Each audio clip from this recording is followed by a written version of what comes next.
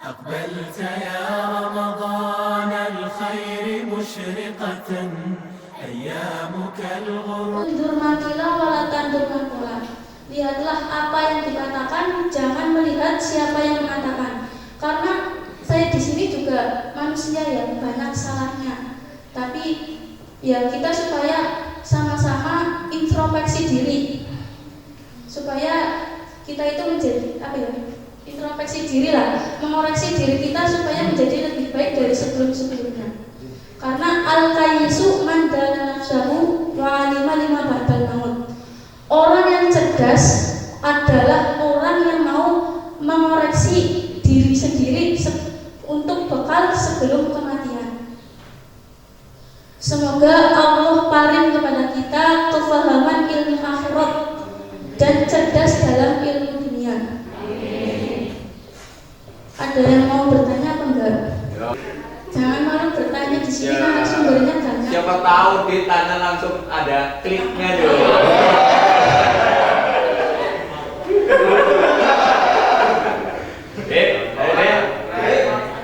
Ayo masuk Romani ya.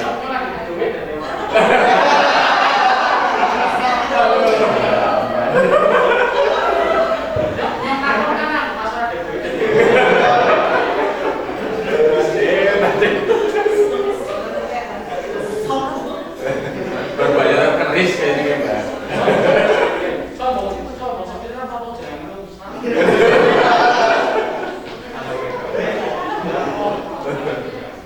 Perempuan ada yang mau bertanya apa Ya, enggak? Burman. Muna biasanya takon. Ya, Muna bertanya. Maju Mon, sini Mon.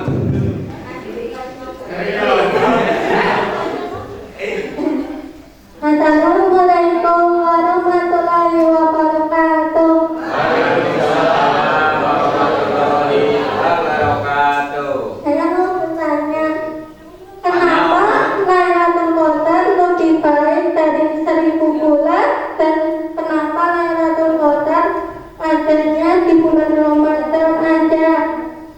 Dan saya terima kasih.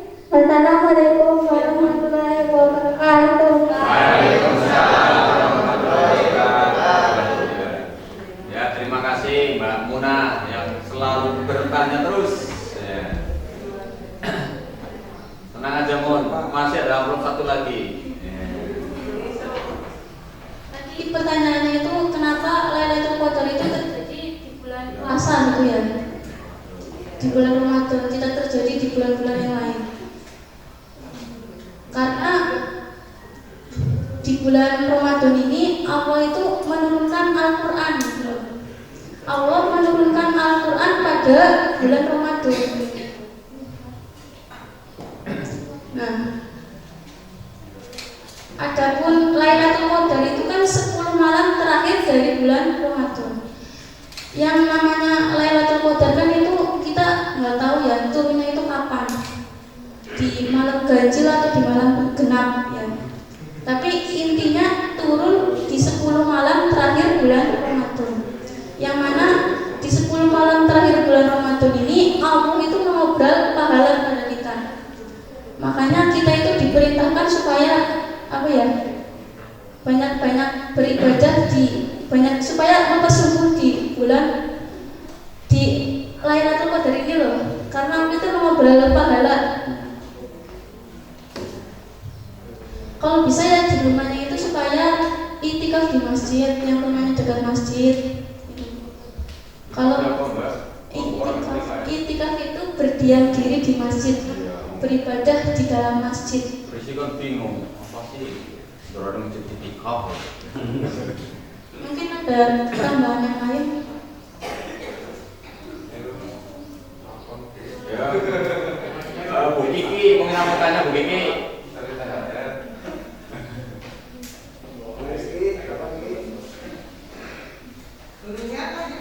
Boleh. Jadi mana jeruk amplop. Bertanya memberikan amplop ya gurunya. Ya.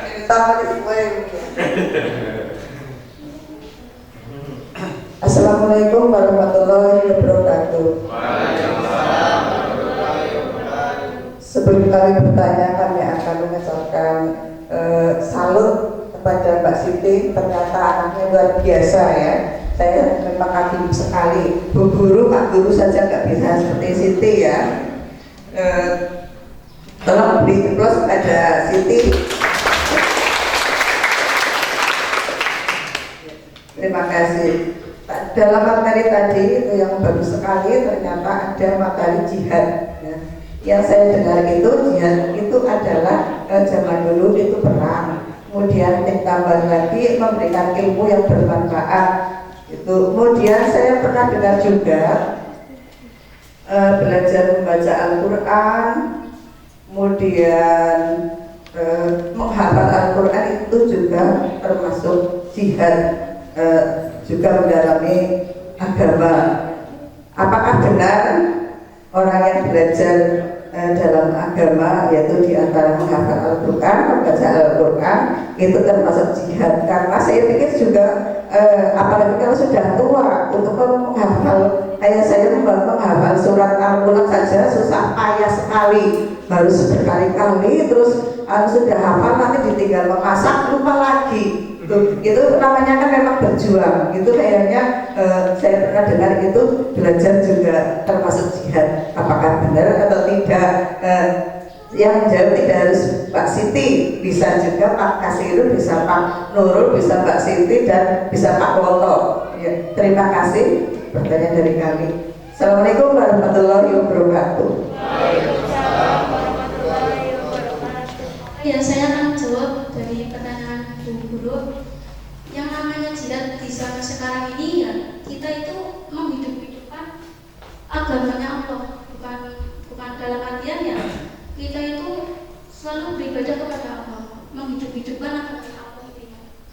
Ya, kita belajar Al-Quran, ngaji juga termasuk jihad. Kita mencari ilmu di sini dan juga termasuk jihad. Mungkin ada tambahan yang lain dari Pak Siro? Dari Pak Fatul? Bisa dipahami apa enggak, Bu? Intinya menghidup-hidupkan agamanya Allah juga. Intinya menghidup-hidupkan agamanya Allah itu termasuk jihad. Ada pertanyaan lagi?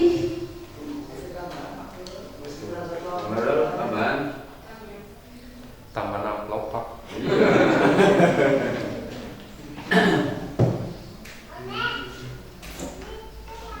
Assalamualaikum warahmatullahi wabarakatuh. Ya, ini untuk tambahannya, bukan mendahului dan bukan menguyai segoro, tapi apa yang saya pahami terkait dengan jihad.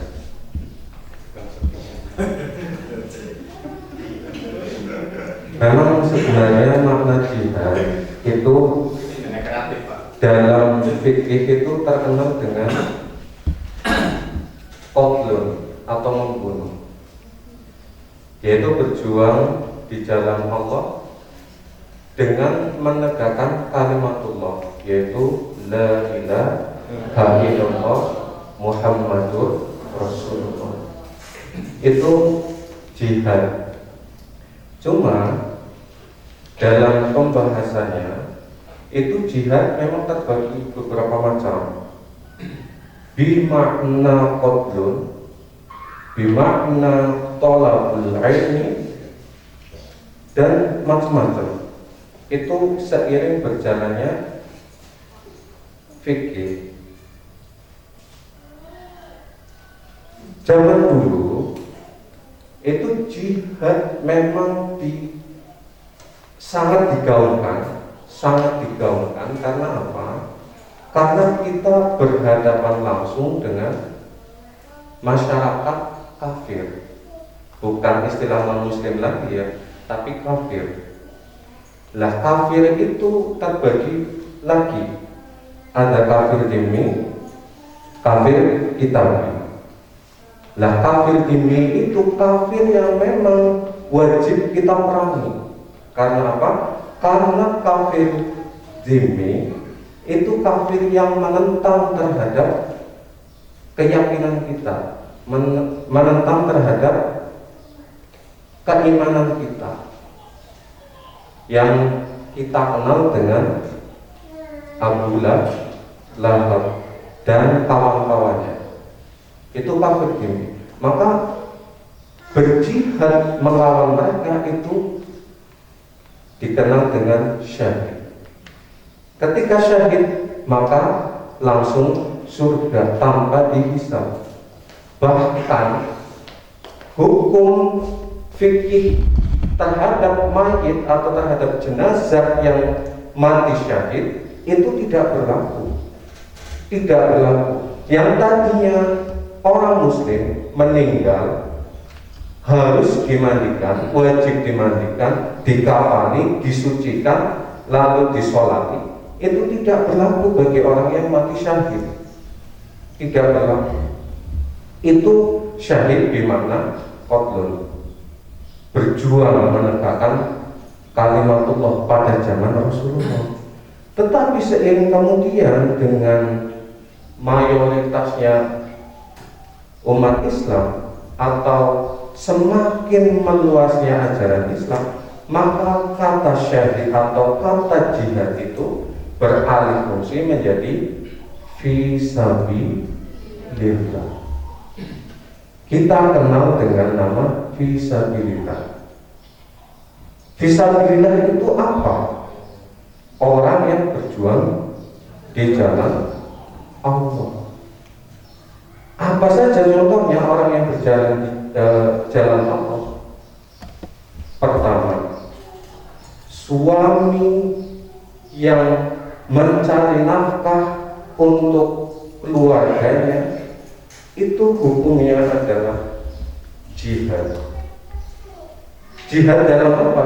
Dalam memenuhi kebutuhan dan kewajiban nafkah bagi keluarga.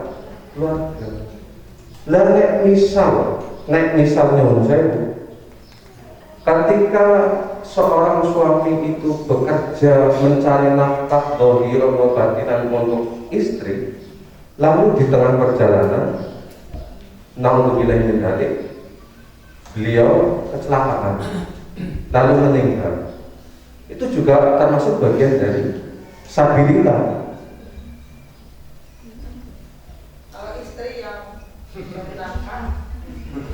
Lah kalau istri kewajibannya cuma satu. Istri sebenarnya kalau dalam Islam itu kewajibannya cuma satu. Apa? Ta'atul apa? Ta'atul imam atau suamine. Si cipta itu kewajibannya bojo, yaitu taat maring bojone.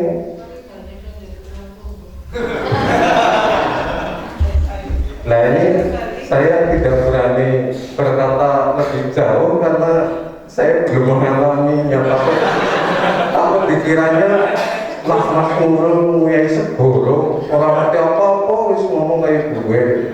Nah itu nyuwun saya dulu. Jadi itu salah satunya seorang suami yang mencari nafkah untuk istri itu juga bagian dari jihad atau fisabilillah. Nah istri karena kewajiban kepada suami itu satu, sabilillahnya mana? Ditanyakan kan tadi, sabilillah itu taat kepada suami.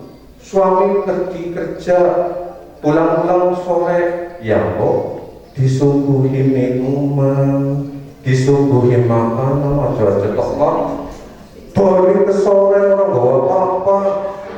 Akhirnya bojone malah merengut. Nah itu kan nyesek katanya bojone.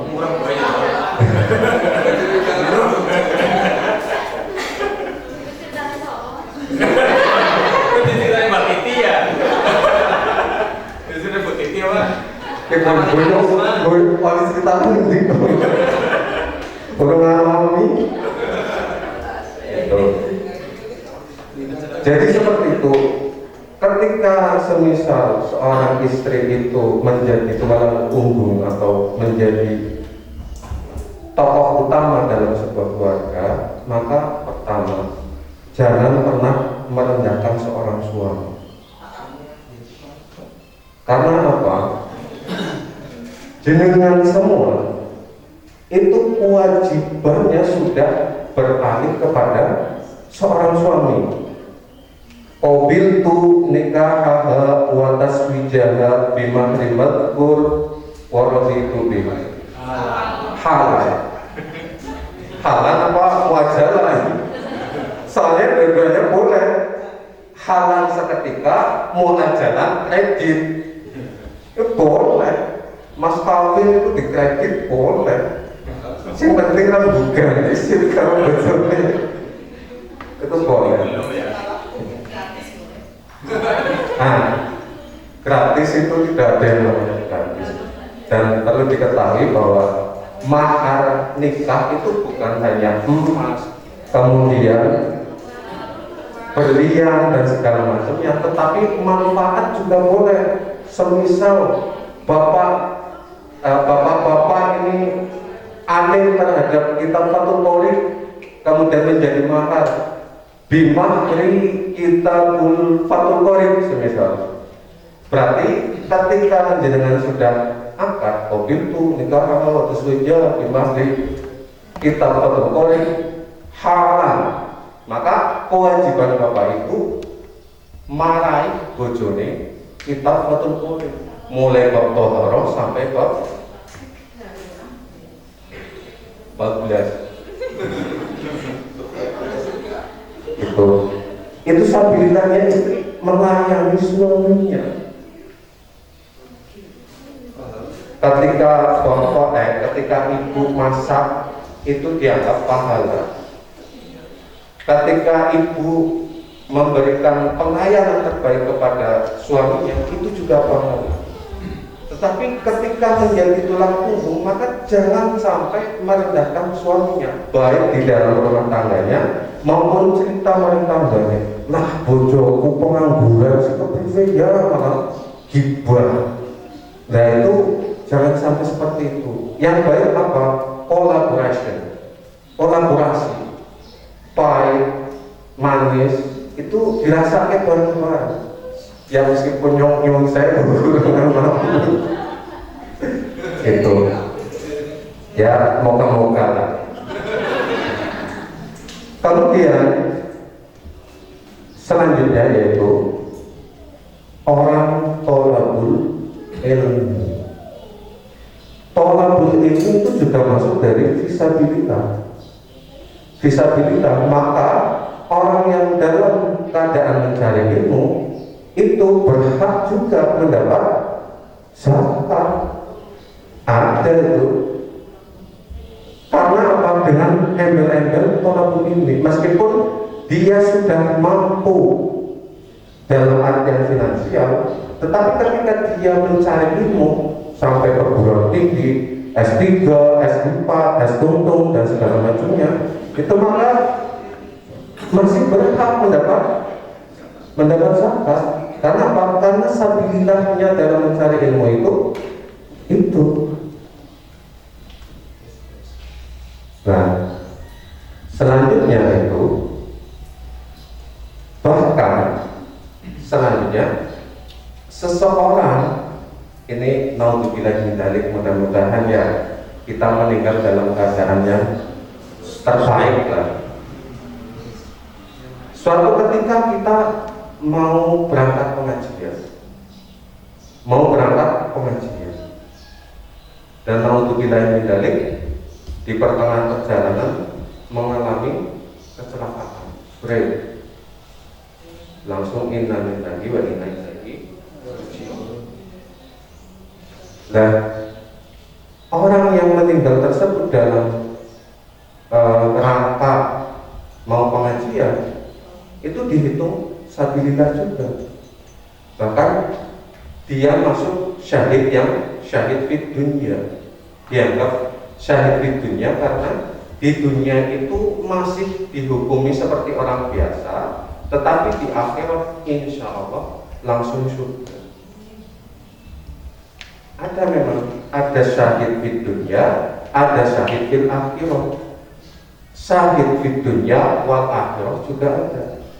Lah syahid fitunya itu ya tadi itu, semisal ada musibah kebakaran lalu di situ meninggal semua, atau orang dalam perjalanan kemana lalu jeblok pesawatnya, maka itu juga bagian dari fisabilillah, bahkan bisa dihukumi syahid fit dunia. Di dunia itu masih dihukumi seperti orang biasa. Nek misal wonten jasade, wonten sebagian tubuhnya, maka sempurnakan, disucikan, disolati, dikafani. Tetapi ketika di akhirat, insya Allah langsung bebas tugas dari yang namanya hisab. Itu memang banyak macam, dan mudah-mudahan kita selalu istiqomah dalam menimba ilmu dimanapun, kapanpun. Itu. Bahkan ada juga yang namanya fisabilillah. Kita melakukan perjalanan ke suatu tempat, tapi tempat itu tempat yang bermanfaat. Bapak Ibu sudah paham pastilah, kalau dibabakan zakat itu, orang-orang yang menerima zakat itu siapa saja, ada yang amil, goreng, kemudian fisabilillah. Nah, fisabilillah juga bermakna orang yang melakukan perjalanan ke suatu tempat, tapi tempat itu tempat yang bermanfaat. Bukan seperti kita mau nonton MotoGP di Mandalika, pas kebetulan Arbada, lalu di sana ada pembagian zakat, ya maka tidak memiliki kewajiban untuk menerima. Karena apa? Yang ditonton MotoGP, tapi kalau ditonton itu Habib Umar bin Malik, maka kita memperoleh atau memiliki kewajiban menerima zakat. Itu makna apa? Jihad dari yang tadi qatlun, membunuh, dan sampai ke fisabilillah. Itu seperti itu. Kurang lebihnya mohon maaf apabila ada tutur kata yang keliru, tidak pas di hati panjenengan, mohon maaf. Dan apabila apa yang saya sampaikan itu benar adalah benar dari Allah, dan ketika salah itu murni dari saya pribadi. Ihdinas siratal mustaqim, siratal ladzina an'amta 'alaihim ghairil maghdubi 'alaihim waladdallin, wallahu muwaffiq ila aqwamit thoriq. Assalamualaikum warahmatullahi wabarakatuh.